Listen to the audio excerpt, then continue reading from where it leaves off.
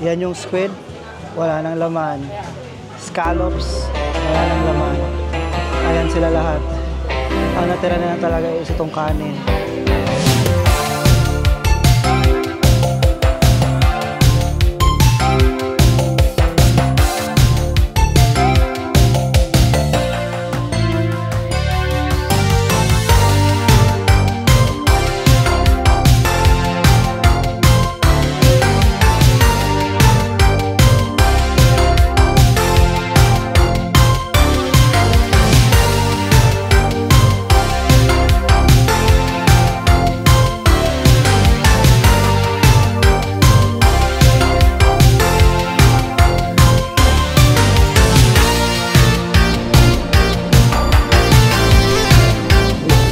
Farm. Hopefully wala masyadong tao ngayon since alas 2 na din naman. Pero, and it's a Monday. Pero, depende pa. Baka try natin makahanap ng may ocean view para maganda ang view natin.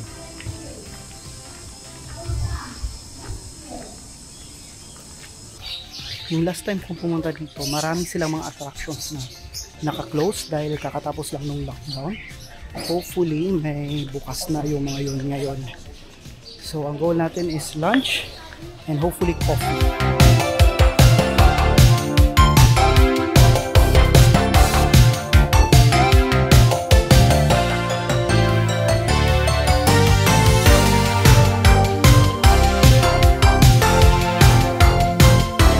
So ang gusto sana namin is yung doon yung mga nakahilerang dyan kasi harap na harap sila sa dagat. Pero unfortunately, puno na. Pero, may nahanap naman tayo. Ito na lang yung table natin. Ito din naman ang view. Yan. Yung pinakaunang punta namin dito sa Bohol back in 2021, yung Bohol Bee Farm, yung pinakauna talaga namin pinuntahan.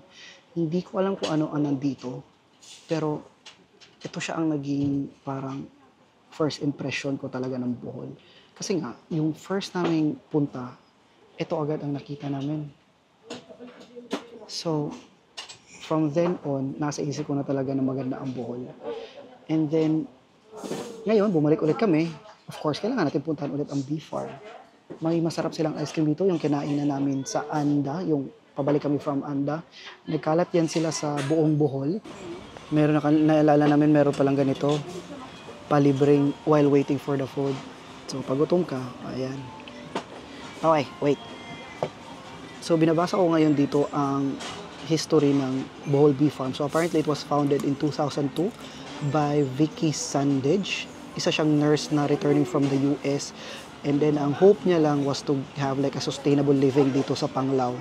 It started with a small farm, a simple restaurant and 2-room, 3-house. And then, eventually, nag-grow. And then, eventually, it's what we have now.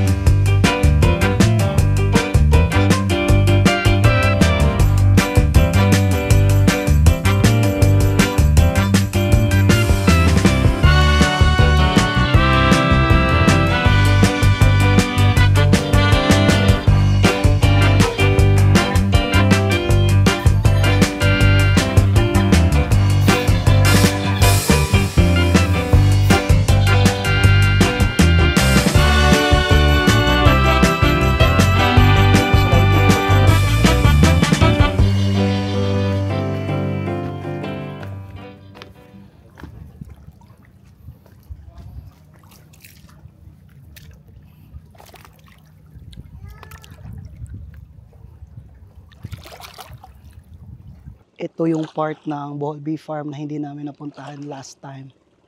Kasi napansin namin to when ready na kaming umalis eh. Then I think may hinahabol kami nun, kaya hindi kami nakababa. Pwede talagang maligo if gusto nyo, pero may warning na yung mga seaweed part daw, may mga sea urchins daw. And may nakita na kami sea urchin dun kanina, so hindi na kami maliligo. Meron din something doon, no? May parang babaan din dun. May sea urchin na. Diyan. Sea urchin yan pero bukas na dalawa. Tapos ito isa sarado pa. Maraming ganyan sa baba. So if ever gusto marigo, be warned lang talaga.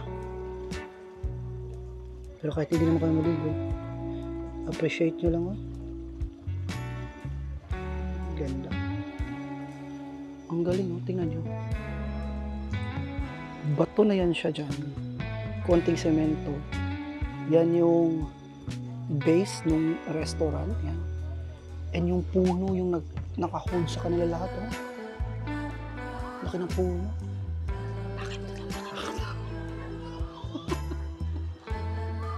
Bakit ko daw kasi din buburo eh.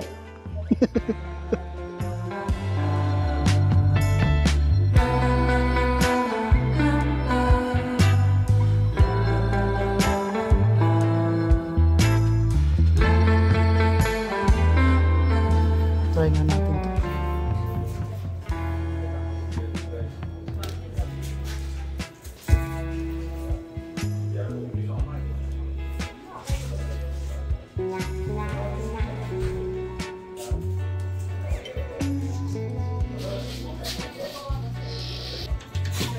Coconut wine. Lasang amoy tuba.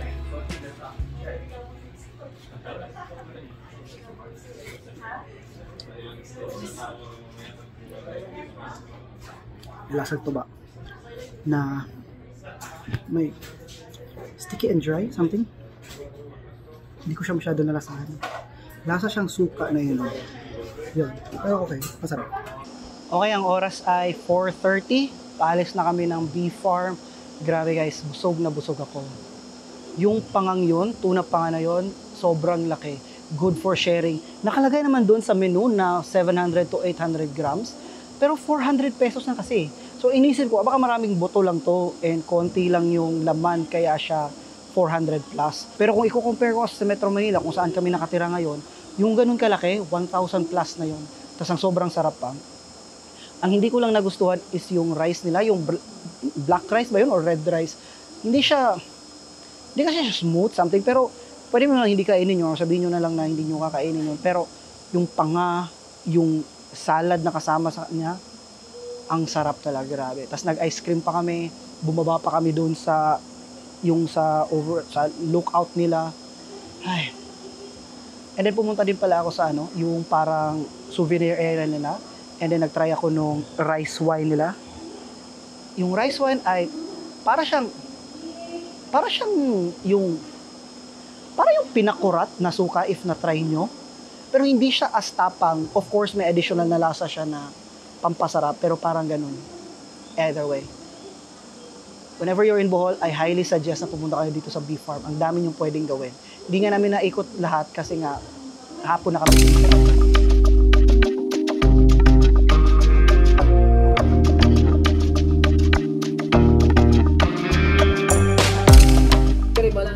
Kanira man siguro, okay raman tingnan na. Kanay? Oo. Okay na. Dako-dako na siguro. Nay, kamay-kamay na. Kanay? O, sige na lang. Ka-vlog, dapil siya. Hey. So, 420 grams, 609 yung price of music. O, tingnan nyo. Nakapagpagupit na ako. Ngayon, nasa Jose, no? Pag-pronounce? Jose lang naman to sa Tagalog, pero may kuwit-kuwit kasi siya, Jose Panglao for magdi-dinner kami and seafoods ang tirada namin ngayon. If anyone is curious kung nagugwapuhan kayo sa buhok ko, sa James Barber Shop ako nagpagupit, malapit sa Oceanica. 100 pesos para sa ganitong cut. Hindi sila nagjo-joke sa laki ng serving nila. Yung kanin nila ay sobrang laki. Madami din yung serving ng squid at saka ng scallops. Pero mamaya nakakain na muna kami.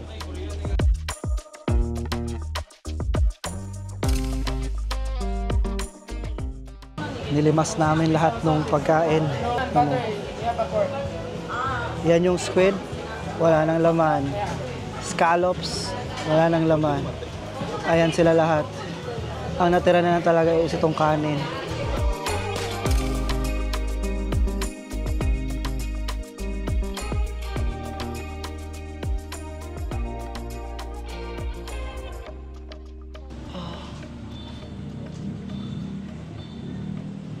Lagi na lang ako napapadaan sa simbahan na to, and every night talaga na dumadaan ako dito, na-amaze talaga ako sa ganyan na yan. So this is the San Agustin Parish Church. Yung parish was established in 1803 by the San Agustin priest. By parish, it means na yung community, yung Catholic community dito sa Panglao. Pero yung actual church, yung stone church, was only built in 1894. Pero dahil tinamaan siya ng Philippine Revolution, it was only later finished noong mga 1912 na, I think, nung panahon na ng mga Amerikano na namamahala dito sa Pilipinas. By 2011, itinanghal siya na mahalagang yamang pangkalinangan or important cultural property. Itong simbahan, yung bell tower, tsaka yung iba pang mga nakapaligid dito kasama na ang plaza. Unfortunately, hindi pa ako nakakapasok sa simbahan na to. Kasi every time na nandito kami, parang gabi kasi kami laging nadadaan. Nandito siya sa itong bayan na ng Panglao. Nasa other side siya ng Alona. So yung Alona is nandun, nasa kabilang side siya. Yung Muadto Strip is nandoon. So from Alona ka, nadadaanan mo tong simbahan na to. And ang ganda niya paggabi. Meron pa siyang magandang bell tower din doon. So napansin ko, malalaman mo talaga if old church. If ganyan yung design, napansin ko sa mga old churches of Visayas, ganyan ang design. I don't know if buong Pilipinas ganyan, pero most likely ganyan talaga pag mga old churches na yung mga Spaniards ang nagpatayo. So fun fact about this one, this was built in 1851 and medyo unique siya kasi hexagonal siya. Although merong parang ganito sa Dawis, hindi daw ito like yung common design sa mga bell towers dito sa Pilipinas. And dual purpose siya as a bell tower first and a liturgical use. And at the same time, nagiging watchtower siya para tingnan kung may mga Moros na papaatake. Ang gayon.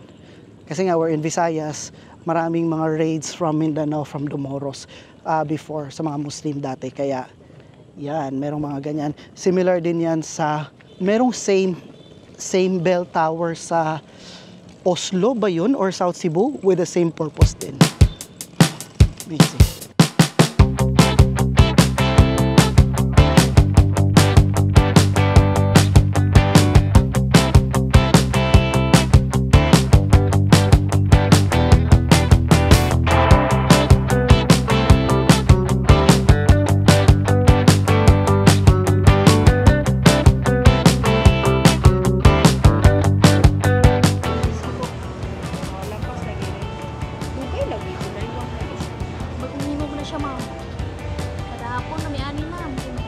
Pero dili rin kailangan i-ref o dili lang.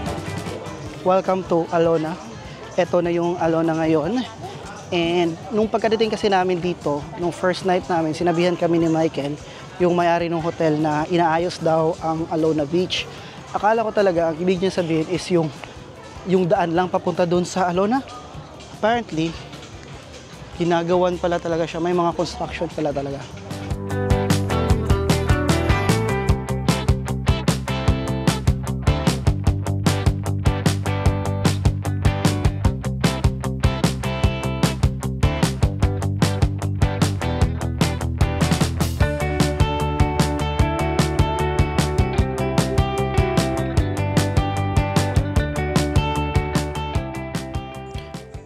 Andito na din tayo. Eventually, alam ko laabot din ito. Babalik na kami ng Manila. Unfortunately, tapos na ang bakasyon natin sa Bohol. But, it's okay. Kasi nag-enjoy naman tayo dito ng marami tayong napuntahan. So first off, I wanted to talk about Alona. Kasi pumunta kami kagabi and napansin ko na medyo off ang Alona today. Or at least last night. Medyo off siya kasi I don't think na marami talagang taong pumupunta, and it feels like mas marami pa yung mga nagtatrabaho doon versus sa mga turistang pumupunta. Kinausap ko yung si ate na nasa gelato store. Ang sabi niya is ganun na daw yun for the last month because of the construction. So inaayos kasi ang Alona ngayon, and I think ang mga tao nung nakita nila yung daan na ganun, and then pagkapasok nila yung mga heavy equipments ay hindi na sila tumutuloy or hindi na sila nagsistay as much. Pero eventually matatapos din naman yung construction ng Alona, and I'm pretty sure babalik din yung buhay niya gaya ng dati. Now, even so, even if hindi available or hindi ganun ka-lively ang Alona, yung mismong street lang, yung before papasok sa kanya, yung mismong street harap ng Jollibee tsaka McDo, and along its path, ang dami ng mga restaurants, cafes, ang dami nyo pwedeng gawin doon. Dami nyo talaga pwedeng gawin doon. And not to mention the greater Panglao area, may cave pool kayo na hindi namin napuntahan. Napunta namin pero hindi kami nakaligo dahil kulang sa oras. May mga beaches, may different beaches, hindi lang isa. I think may 5 at ang dagat dito sa Panglao lang. Kainan din, all over, and of course yung mga tao. And not to mention the greater Bohol area. Pumunta kami sa Anda, dumaan kami sa Hagna. Ang ganda ng lugar, ang ganda ng dagat along the way. Next time pupunta natin yon, hopefully. Sa Anda mismo, ang daming dagat na libre lang din ang entrance or very cheap ang entrance. Ang daming cave pools. So, hindi kayo mauubusan ng mga gagawin dito sa Bohol. So, don't worry, even if Alona is not as lively as before, again, inaayos nila, Bohol itself is an adventure. So, I'm inviting you guys, come here, visit Bohol, and then ma-feel nyo din yung na-feel namin na enjoyment sa time namin dito. Yes, hindi kami pumunta sa Chocolate Hills. Yes, hindi kami pumunta doon sa River Cruise and sa Tarsier. It's only because nakailang punta na kami noon. As I mentioned, 4th time ko na dito sa Bohol. 5th time if i-add mo pa yung grade 5 ako, nakasama ko yung parents ko. Last 5 years, 4 times na ako nandito pumunta sa Bohol. And nakapunta na ako doon sa mga lugar na yun. So, yun lang yung mga pinakasikat na lagi na feature. Pero kung titingnan nyo sa Google Maps, magtanong kayo sa mga hotels ninyo, ang dami nilang isasuggest na pwede nyong puntahan. Hindi nga kami pumunta doon sa Balikasag, yung sa snorkeling. Pumunta kami doon guys noong 2021. Highly suggested. I don't know if ganun pa rin ang itsura ngayon, but I think it is still beautiful. Highly recommended. Punta kayo doon. Pero again, tanong na lang kayo sa mga hotels nyo or mag-research na lang kayo. Ang daming pwedeng gawin sa Bohol. So, unfortunately, babalik na kami ng Manila. Ako, dadiretso akong Pampanga kasi may work conference ako. But my wife will be staying in Manila na. Hopefully, in the future, makabalik ulit kami ng Bohol and maikot ulit namin yung other side of Bohol. For now, yun lang muna. Thank you for watching. See ya.